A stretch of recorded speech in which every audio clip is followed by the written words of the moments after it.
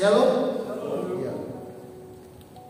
Bersyukur kita boleh dihimpunkan Tuhan sama-sama di tengah-tengah cuaca di luar yang panas, hujan, yang membuat kita bisa sakit, tapi kita bersyukur kita sudah banyak mengalami hal-hal kebaikan Tuhan melalui mujizat Tuhan dalam kehidupan kita. Puji Tuhan. Mari kita akan mendengarkan kebenaran firman Tuhan. Kaum pria yang saya kasih dalam kasih Kristus, Alkitab menjelaskan bahwa Tuhan Yesus diurapi oleh Allah itu sendiri untuk suatu pekerjaan yang sangat luar biasa. Dan melalui Roh Kudus, Dia mau menyatakan dalam kehidupan kita bahwa pada saat Tuhan terangkat ke surga, Dia tidak membiarkan kita seorang diri, tetapi ada pribadinya yang akan senantiasa menolong saya dan saudara, sehingga dengan segala hikmat Tuhan kita senantiasa boleh diyakini dan lebih percaya kepada Tuhan. Tuhan yang benar, Tuhan yang layak kita sembah, Tuhan yang patut kita puji dan agungkan. Melalui kebenaran firman Tuhan pada malam hari ini, mari sama-sama kita membuka Alkitab kita dalam Kisah Para Rasul pasalnya yang ke-10 ayatnya yang ke-38. Mengawali nats kita pada kesempatan malam hari ini, firman Tuhan katakan dalam ayatnya ke-38, yaitu tentang Yesus dari Nazaret. Bagaimana Allah mengurapi Dia dengan Roh Kudus dan kuat kuasa. Dia yang berjalan berkeliling sambil berbuat baik dan menyembuhkan semua orang yang dikuasai iblis, sebab Allah menyertai Dia. Kaum pria yang saya kasih dalam kasih Kristus, saya akan berikan satu tema, mengenal Tuhan yang benar. Saya katakan tadi dalam sebuah pendahuluan bahwa Alkitab menjelaskan dalam nats kita bahwa Tuhan Yesus diurapi oleh Allah dengan Roh Kudus dan kuat kuasanya, berjalan berkeliling sambil berbuat baik dan menyembuhkan semua orang yang dikuasai iblis. Pria yang saya kasih dalam kasih Tuhan Yesus Kristus, kita melihat di sini bagaimana perjalanan Tuhan Yesus dalam melakukan begitu banyak mujizat-mujizat, begitu banyak hal-hal yang luar biasa yang dikerjakan melalui kehidupan pelayanannya selama 3,5 tahun di muka bumi. Yang sakit boleh disembuhkan, yang mengalami permasalahan Tuhan lakukan hal-hal yang luar biasa, bahkan lebih dari apa yang mereka harapkan. Itu yang Tuhan kerjakan dalam kehidupan mereka. Pribadi Allah, kita lihat bagaimana Dia mengekspresikan melalui kasih-Nya dan kuasa-Nya. Kasih-Nya pada saat Dia menerima orang-orang yang penuh dengan kekurangan dan keterbatasan. Kuasa-Nya pada saat Dia melihat dan menyatakan mujizat-Nya kepada orang-orang yang patut dan perlu untuk menerima kuasa itu. Kalau kita belajar, mari kita belajar di sini. Bagaimana kuasa Tuhan luar biasa dalam setiap kehidupan kita. Kita boleh melihat pribadi Allah itu yang benar. Bukan cuma hanya sebatas kasih-Nya saja. Dia menyelamatkan kita, Dia menebus kita. Tetapi ada satu pribadi, kuasa-Nya itu sendiri, yang Dia terus kerjakan sampai hari ini dalam kehidupan kita sebagai kaum pria yang ada.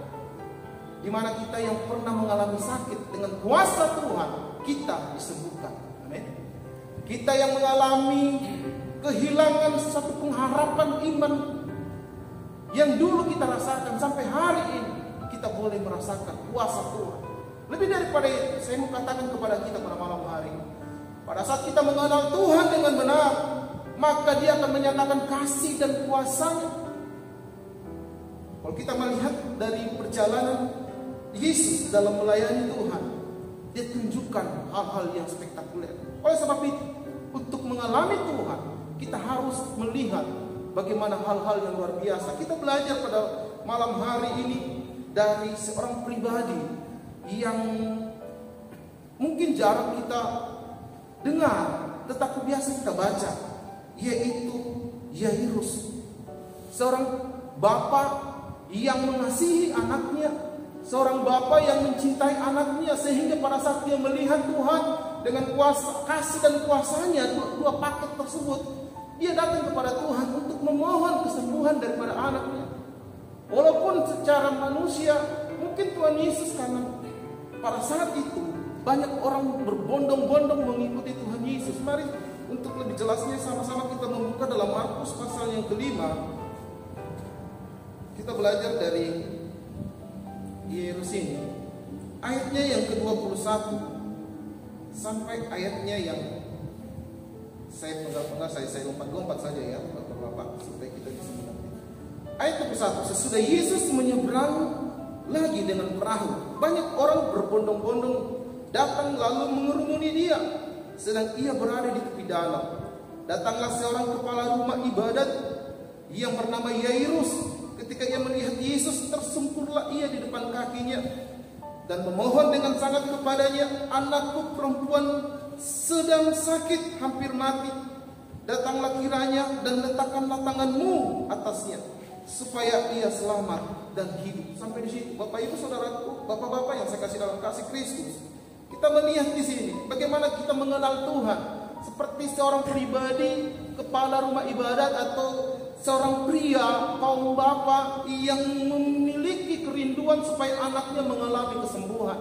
Yairus namanya. Bagaimana dia mau mengenal Tuhan yang benar? Poin pertama, melalui karakter Tuhan itu sendiri. Jika kita ingin mengalami pertolongan Tuhan seperti yang dirasakan di sini sampai ayat yang ke-22 tadi, Yairus belum mendapatkan suatu jawaban daripada Tuhan untuk sebuah permohonannya. Karena begitu banyak orang yang berbondong-bondong, bahkan ada salah satu ibu yang mengalami pendarahan pun dengan imannya di situ dikatakan asalku jamah saja jubah-jubahnya, maka dia akan mengalami kesembuhan. Sampai di situ saja. Kita akan bahas tentang karakter seorang pribadi dari seorang Yairus itu sendiri. Dia rindu untuk mengalami sesuatu hal yang luar biasa terjadi. Tumpangkan saja tanganmu kepada anakku, Tuhan Yesus. Itu cukup bagi Yairus. Tetapi bagaimana Tuhan Yesus melakukan lebih daripada apa yang dia pikirkan. Kita melihat di sini, ketika Tuhan Yesus tiba, banyak orang berbondong-bondong datang mengerumuni dia dan ingin bertemu dengannya. Sekalipun mungkin Tuhan Yesus bisa langsung berkata, anakmu di rumah, asal kau percaya anakmu di rumah pasti sembuh. Dia tidak berkata begitu. Tetapi ada satu proses di mana Yairus harus mengikuti dia. Yairus harus mengikuti imannya kepada Tuhan. Kepada siapa? Kepada Tuhan Yesus. Melalui karakter Tuhan. Bagaimana kita mengenal Tuhan? Kita kenali dulu karakter Tuhan, karakter Yesus, sehingga kita melihat bagaimana Yairus tetap berpegang teguh akan pengharapannya kepada Tuhan. Di ayatnya yang selanjutnya kita baca di situ, ayatnya yang ke-24, lalu pergilah Yesus dengan orang itu. Orang banyak berbondong-bondong mengikuti dia dan berdesak-desakan di dekatnya. Sampai di situ. Katakan saya tidak bahas tentang seorang perempuan yang sudah tua belasan tahun menderita pendarahan. Tetapi kita melompat lagi di ayatnya yang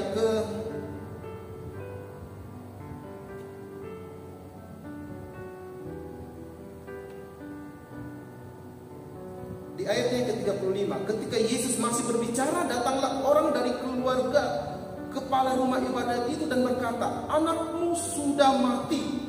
Apa perlunya lagi engkau menyusahkan guru?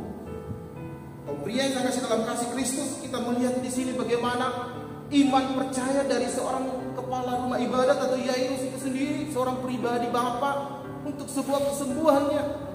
Dia tahu bahwa Yesus pasti melakukan mujizat, pasti menyembuhkan. Apa yang dia pikirkan melebihi dari apa yang dia pikirkan. Tuhan Yesus pada saat dia berharap dan memohon terus mengikuti Tuhan, di tengah-tengah mengikut Tuhan, orang datang berkata bahwa anakmu sudah mati. Kita melihat di sini bagaimana kalau mendengar anakmu sudah mati, pengharapannya akan semakin down. Tetapi di sini kita melihat Yairus tetap percaya kepada Tuhan, tetap percaya bahwa Tuhan tidak pernah meninggalkan kehidupannya. Pria yang saya kasih dalam kasih Kristus, Saya katakan tadi, ia mengasihi, dan di tengah-tengah kasihnya itu dia menyatakan kuasanya melalui hal-hal yang spektakuler dalam kehidupan orang yang percaya. Bagaimana dengan saya dan saudara? Kalau kita melihat, membaca dan merenungkan kisah dari seorang Yairus ini, sangat luar biasa, menjadi teladan bagi kita untuk tetap mengikuti Tuhan di tengah-tengah begitu banyak, di tengah-tengah kita mendengar, di tengah-tengah dia mendengar bahwa anaknya sudah mati. Mungkin dia sudah hopeless, kehilangan pengharapan. Oh, buat apa lagi saya berharap sama Tuhan melalui kesembuhan anak saya, sementara anak saya sudah mati. Tetapi dia terus mengikuti Tuhan, dia mengikuti Tuhan, dan dia mengikuti Tuhan. Yairus berharap Tuhan akan menyembuhkan anaknya yang sedang sakit. Bahkan lebih daripada itu, rancangan Tuhan lebih daripada itu. Dikatakan, kita baca ayat selanjutnya, dikatakan, tetapi Yesus menghiraukan perkataan mereka dan berkata kepada rumah ibadah, jangan takut, percaya saja. Lalu Yesus tidak memperbolehkan seorang pun ikut serta kecuali Petrus, Yakobus, dan Yohanes saudara Yakobus. Mereka tiba di rumah kepala rumah itu, ibadat itu. Di sana dilihatnya seorang yang ribut-ribut menangis dan meratap dengan suara nyaring. Kaum pria yang saya kasih dalam kasih Kristus, pada saat kita mau mengenal Tuhan yang benar, Tuhan yang mampu melakukan dari apa yang kita pikirkan, seperti Yairus, dia hanya meminta merindukan satu tumpangan tangannya kepada anaknya supaya anaknya sembuh. Dan di tengah-tengah pengharapannya akan kesembuhan itu, anaknya mati, tidak berhenti, ikut saja kepada Tuhan Yesus. Apa yang Tuhan lakukan? Mujizat daripada anak tersebut, sehingga dia bisa dibangkitkan kembali, dia bisa hidup kembali. Yakin dan percaya pada saat kita sebagai kaum pria yang ada mengenal Kristus, mencari karakter Tuhan melalui pengenalan kita akan Kristus itu sendiri, melalui kasih dan kuasanya, kita akan mengalami hal-hal yang luar biasa dalam setiap kehidupan kita. Yang kedua, bagaimana kita mau mengenal Tuhan? Kita memiliki iman. Dikatakan di ayat yang ke-35 tadi, jangan takut, percaya saja. Iman berhadapan dengan dua keyakinan, kenyataan fisik yang kelihatan dan kenyataan firman Tuhan, yaitu janji Tuhan itu sendiri. Yang kelihatan secara fisik bahwa anak Yairus dikatakan sudah mati. Tetapi kenyataan yang lain ketika kita menerima firman Tuhan, maka apa yang Tuhan firmankan itulah yang akan terjadi dan melanjutkan kenyataan fisik itu sendiri. Pada waktu ada banyak orang yang sakit datang, tetapi hanya kepada Yairus saja Tuhan fokuskan untuk melakukan sesuatu hal yang spektakuler, sehingga orang yang melihat, yang ada di sekeliling daripada anaknya yang sudah mati itu, melihat mujizat Tuhan. Kita melihat di sini bagaimana Yesus mengatakan, jangan takut, percaya saja. Dikatakan firman Tuhan berbicara dengan kuat kepada Yairus, sehingga dia boleh menerima firman itu dengan iman percayanya. Yairus memiliki iman yang kuat bahwa anaknya pasti mengalami hal-hal yang luar biasa, karena dia tahu, dia walaupun cuma mendengar Tuhan Yesus melakukan begitu banyak mujizat-mujizat dalam kehidupan orang-orang yang ada di sekelilingnya dalam perjalanan pelayanan Yesus sendiri, percaya kepada Tuhan.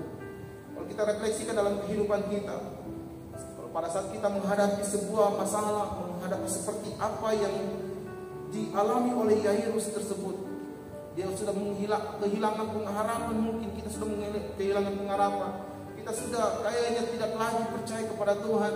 Di satu sisi kita mempertanyakan tentang kuasa Tuhan, kasih Tuhan, dan lain sebagainya. Tetapi kita melihat di sini bagaimana Yairus, dia menyatakan imannya kepada Tuhan bahwa anaknya pasti sembuh. Kalau kita belajar dari firman Tuhan yang biasa kita dengar hari lepas hari, begitu banyak mujizat-mujizat yang Tuhan nyatakan melalui iman percaya. Iman dasar dari segala sesuatu, dasar kita berharap, dasar kita percaya. Apa yang menjadi pergumulan-pergumulan kita sebagai kaum pria hari-hari ini? Mungkin kita yang sementara bergumul buat anak-anak kita, kita yang sementara bergumul buat perekonomian kita, kita sementara bergumul untuk bagaimana membangun sebuah keluarga yang baik. Percaya bahwa Tuhan akan menolong setiap kehidupan kita. Ada kemuliaannya yang Tuhan akan nyatakan. Kita ingat bahwa kasih Tuhan dan kuasa Tuhan akan berjalan beriringan. Kita melihat kasih Tuhan, Dia menerima kita apa adanya melalui kasih itu. Dan tidak sampai di situ saja, tetapi Dia menyatakan kuasanya. Yang sakit boleh disembuhkan melalui pergumulan-pergumulan kita. Yang mengalami masalah, Tuhan akan menyatakan, memberikan sebuah jawaban yang indah dalam kehidupan kita. Asal kita seperti Iman, seorang kepala rumah ibadat yaitu Yairus sendiri, untuk sebuah pengenalan akan Tuhan yang benar, mengenal Tuhan yang benar. Tuhan tidak pernah melihat kita seberapa banyak seberapa puluh tahun kita menjadi orang Kristen, tetapi melalui iman percaya kita gerakan iman kita lihat seperti Yairus melihat bahwa kuasa Tuhan, dia apa yang dia pikirkan melebihi dari apa yang dia pikirkan itu sendiri. Bahkan anaknya walaupun sudah mati, dibangkitkan kembali, dia hidup kembali. Saya yakin dan percaya pada saat kita memiliki iman, kita mengenal Tuhan melalui karakter Tuhan, kasih dan kuasanya. Sebagai kaum pria, kita boleh melewati setiap pergumulan kita. 2 Timotius 1 ayat 12 mengatakan, kita harus tahu pada siapa kita percaya. Dia Bapa yang memegang kehidupan kita. Dia Bapa yang memegang setiap keberadaan kehidupan kita. Mengenal Tuhan akan membuat iman kita semakin dibawa untuk melihat kemuliaan Tuhan itu sendiri. Mengenal Tuhan adalah perjalanan kehidupan kita sebagai orang Kristen. Setiap kali Tuhan izinkan kita mengalami situasi-situasi, Tuhan ingin kita mengenal Tuhan dalam situasi itu. Situasi yang terjadi saat ini di luar dari pikiran kita. Kenapa COVID sudah berakhir tetapi muncul lagi? Sempat kita berpikir bahwa apakah ini akhir dari segala kehidupan kita? Penyakit atau COVID ini belum, yang dulu kita sudah senang bulan-bulan yang lalu, COVID sudah nol, tiba-tiba meningkat lagi. Saya akan percaya bahwa semuanya itu ada dalam rencana Tuhan. Kalau kita boleh mengenal Tuhan, maka kita akan lihat di tengah-tengah situasi yang terjadi ini, kita ingin mengenal Tuhan dalam situasi ini. Kita mengenal Tuhan dalam setiap pergumulan kita. Kita mengenal Tuhan dalam setiap sakit yang kita alami hari-hari ini. Pergumulan yang kita alami hari-hari ini, kita hadirkan Tuhan di dalamnya. Saya tidak percaya bahwa Tuhan akan membuat kita melihat bahwa betapa kasihnya Tuhan, kuasanya Tuhan sungguh luar biasa. Tentunya iman kita akan terus bertumbuh pada saat kita mengenal Tuhan dengan baik, mengenal pribadinya, karakternya dalam setiap kehidupan kita. Seperti Yairus, dia beriman pada Tuhan untuk sebuah kesembuhan daripada anaknya, dan dia melihat sendiri bagaimana Tuhan bekerja dalam kehidupannya. Jangan takut, percaya saja. Apa yang kau pikirkan, apa yang kau rancangkan, Tuhan akan nyatakan. Yang ketiga yang mau saya bagikan bagi kita, bagaimana mengenal Tuhan dengan benar, yaitu tentunya ada langkah iman di dalamnya. Kalau kita sudah beriman, ada langkah berikutnya yang harus kita kerjakan. Dalam pasalnya yang dalam pembaca kita dalam pasal ayat yang ke-40, tetapi mereka menertawakan dia, dikatakan. Maka diusirnya semua orang itu, lalu dibawanya ayah, ibu, anak itu, dan mereka yang bersama-sama dengan dia masuk ke kamar itu. Dikatakan ayat 41, lalu dipegangnya tangan anak itu, katanya, talita kum, yang berarti, hai anak, aku berkata kepadamu, bangunlah.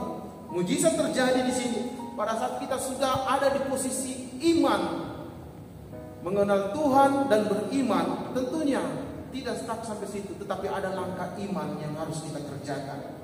Kita melihat bagaimana Yairus melihat kuasa Tuhan terjadi dalam pergumulannya. satu langkah iman kita ditutup semua berita yang lain, saudara. Pada saat kita mendengar hal-hal yang negatif, pemberitaan-pemberitaan yang negatif, mungkin kita mendengar secara tidak langsung tentang COVID ini membuat iman kita down. Tentunya kita berpikir bahwa hal itu akan membuat iman kita berkurang atau menurun, membuat kepercayaan kita akan semakin menurun.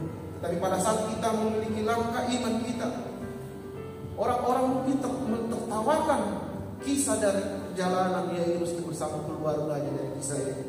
Tetapi bagaimana Tuhan melihat, menyatakan kuasa Tuhan terjadi bagi Yairus dalam kehidupan kita. Ada langkah iman, ada hal-hal yang luar biasa yang kita alami.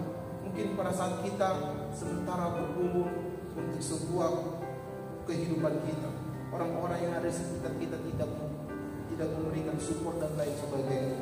Tapi kita percaya bahwa seperti Yairus, bagaimana dia mengizinkan Tuhan Yesus, istrinya dan murid-murid untuk masuk datang berdoa kepada Tuhan. Terkadang kita hanya berdoa dengan orang-orang yang siap untuk berdoa. Kita adalah orang-orang yang siap menghadapi hal-hal yang spektakuler, hal-hal yang di luar dari pikiran kita. Kita adalah orang-orang yang dipilih Tuhan hadir pada malam hari untuk sebuah pekerjaan yang luar biasa sebagai kaum pria yang ada, untuk sebuah hal-hal yang Tuhan menyatakan melalui iman kita. Seperti kisah dari Yairus, bagaimana Tuhan menyatakan mujizatnya dalam kehidupan kita. Seperti iman Yairus mengenal Tuhan, mau mengenal Tuhan. Kaum pria yang saya kasih dalam kasih Kristus, 3 hal yang bisa saya bagikan pada malam hari ini. Bagaimana mengenal Tuhan melalui karakternya, memiliki iman dan langkah iman itu sendiri, sehingga kita melihat apa yang tidak pernah kita pikirkan, apa yang tidak pernah kita dengar, apa yang tidak pernah timbul dalam hati kita, itu yang Tuhan akan kerjakan dalam kehidupan kita sebagai kaum pria. Mari kita berdoa.